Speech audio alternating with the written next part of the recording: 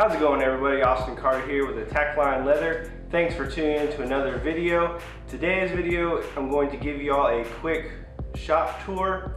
I'm going to kind of discuss some of the tools and their placement and just kind of give you all a rundown of how I set up my shop so that I can get the most out of my workflow. I hope this video inspires you, and I hope it gives you some inspiration for your shop.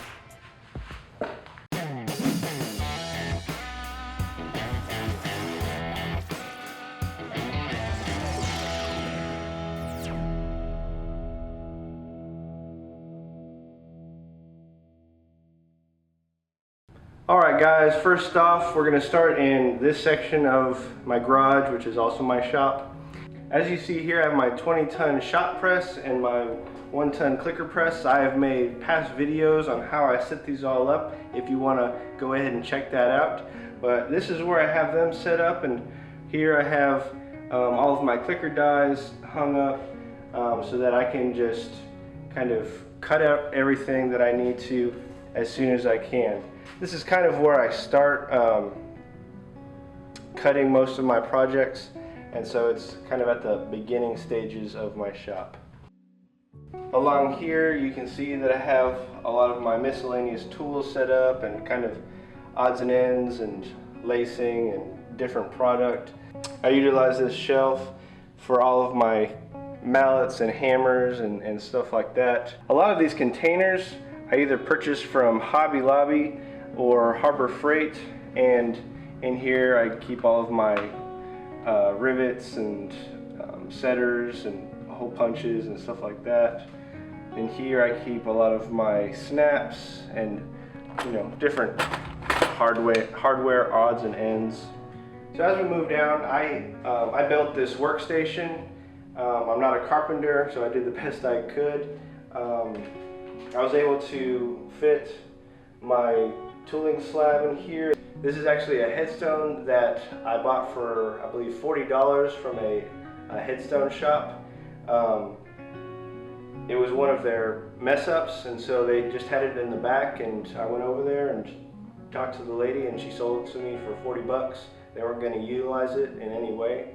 So if you're looking for a really nice tooling surface, I'd highly recommend go to your local headstone shop. Most of the time in the back they're going to have some sort of error, or sometimes the clients don't come pick them up, and so they'll normally sell them to you for real cheap because they're just sitting in the back. But again, real sturdy.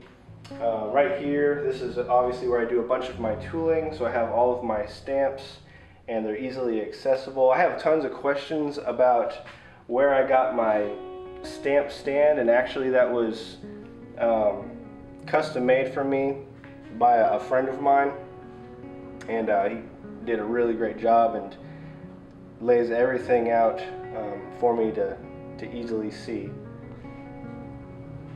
As we move down, we're getting more into the dyeing and painting and gluing area.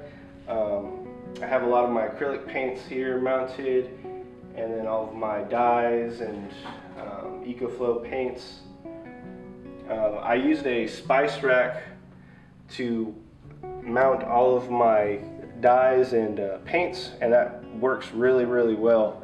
I just got it off of Amazon. It was relatively inexpensive, but it nice and neatly fits all of my paints and dyes. And then down at the very end, just the various tan coats, saddle lacs, antiques, barge cements, and stuff like that I have just kind of stored over here. Hey y'all, before we continue with the shop tour, I want to talk to y'all about something that I came across on Instagram. Some brothers and sisters up in Washington who are firefighters have a small business called Plug Ugly Leather, and unfortunately they just recently had a fire in their shop, basically destroying most of their tools and equipment and potentially losing most of their materials, and I know they've lost a ton of current orders, and so they're kind of going through a tough time right now. I reached out to them to see what I could do to help, and they do have a GoFundMe page set up already That link I'll leave in the description. If you feel led to donate, I really would appreciate it, and I definitely know they would. I was conversing with them through email and was just trying to see what their needs were, and they said their insurance will be covering the shop. However, they're barely getting anything for any of the tools, materials, and equipment that they lost, and so that's really where they're hurting in this area.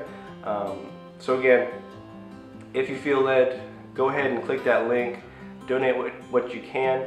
I will be having a separate auction on my Instagram where all the proceeds will go to them. If you're not a follower on my Instagram account, go ahead and follow me at Attackline Leather. I'll be having an auction here pretty soon, and the winner of that auction will be getting a fully tooled, fully customized, basically whatever you want, radio strap and holster.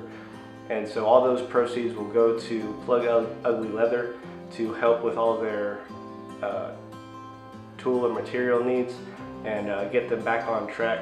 So I appreciate y'all for tuning into this and listening. Let's get back to the shop tour. Alrighty, and so as we kind of shift to this part of the shop, I have my kind of large mobile workstation. It's just a 4x8, and I utilize it for laying out my leather, and as you can see here, just kind of gathering up my projects and laying them out. Underneath I created a shelf so that I can have some storage. In this tote I have my scrap leather. In this tote I have my tooling leather and everything that I can use for production. And then over here is just some miscellaneous sides that I'll use for liners or anything like that. And then up here, just another shelf, I've got my Titman Boss, which I'll bring down if I need to stitch anything with that. Some various threads and just some miscellaneous tools. Thanks to my wife, I just recently got this portable AC unit, and I had it ducted out, and that was kind of my Father's Day gift, so I really appreciate that because it gets really hot in here, as you can probably tell. I have it off right now just so we can do this video, but it's a lifesaver and makes it really comfortable in here. Alrighty, and then in the last part of my shop, I've got my Cowboy 3200. This just sits right here, and that's generally kind of basically the second to last stop when a project's getting completed. You know, I stitch it and then I'll finish up the edges. But I really like the sewing machine. It's basically does everything that I need, and that's kind of the focal point of the shop. And so I really appreciate y'all following me along. It's not a super extravagant shop, but it gets the job done. It's now it's cool in the summer and hopefully warm in the winter. So appreciate y'all for watching this video. If you haven't already, go ahead and subscribe, share, and like this video. If you have any questions, leave them down in the comments. And until the next video, y'all take care.